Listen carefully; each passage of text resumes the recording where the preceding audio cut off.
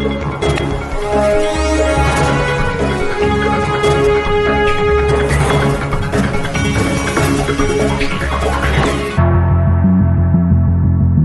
dan Jokowi. Oleh Sholihin MS, pemerhati sosial dan politik. Apa kaitan Israel dan Jokowi? Tentu tidak berkait langsung. Yang bisa kita bandingkan adalah karakter keduanya yang hampir sama. Israel adalah negara paling angkuh dan bandel di dunia ini. Berbagai resolusi PBB dan himbauan dunia internasional selalu diabaikan. Mereka juga mengaku sebagai negara paling modern dengan pasukan paling tangguh, persenjataan paling canggih, dan badan intelijen, Mossad, paling canggih di dunia. Miripkah dengan karakter Jokowi? Mana yang lebih jahat, Israel atau Jokowi? Dari banyak sisi ada kesamaan, tapi di sisi yang lain Jokowi malah lebih jahat dari Israel, karena menyengsarakan rakyatnya sendiri demi membela penjajah Cina. Jika Israel bisa dihajar oleh Hamas Palestina, maka Jokowi pun bakal dihajar oleh rakyatnya sendiri. Dengan dihajarnya Israel oleh Brigade Al-Qassam Hamas, Palestina sampai porak-poranda, ternyata kehebatan Israel tidak seperti yang digembar-gemborkan oleh media.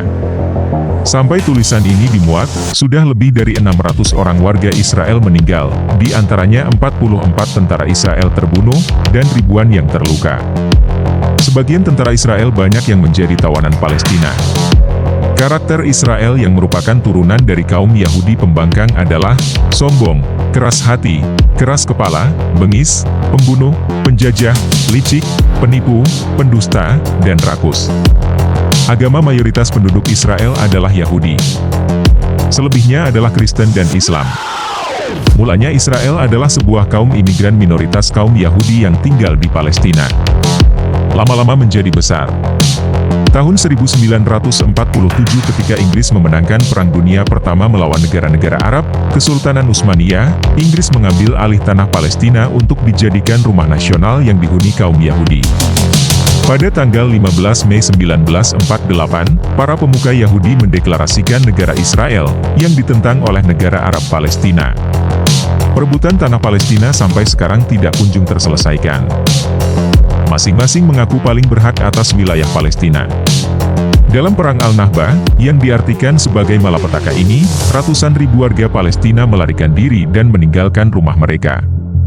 Usai setahun, Israel sudah berhasil menguasai sebagian besar wilayah.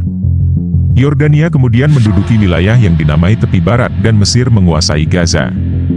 Sementara wilayah Yerusalem dibagi dua dengan Israel, di mana wilayah timur dikuasai Yordania dan wilayah barat menjadi bagian Israel.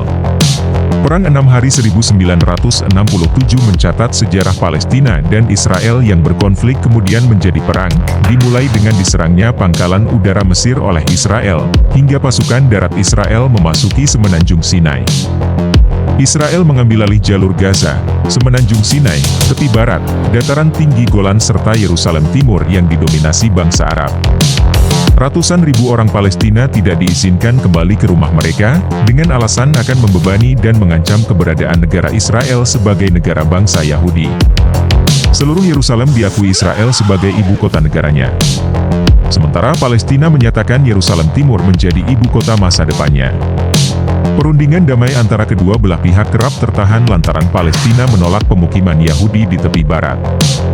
Selama 50 tahun terakhir, ada lebih dari 600 ribu warga Yahudi yang membangun pemukiman di sepanjang wilayah-wilayah tersebut. Titik temu perundingan terus tertahan lantaran belum ditemui keputusan apakah pemukiman Yahudi akan dibiarkan atau dibongkar.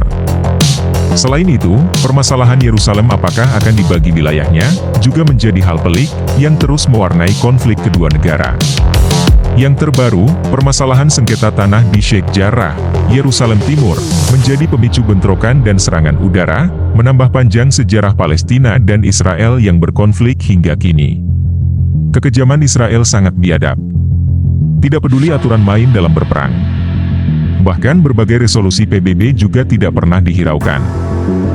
Penjajahan dan penindasan Israel sudah melampaui batas. Semoga bangsa Palestina bisa segera mengusir Israel dari tanah Palestina. Amin.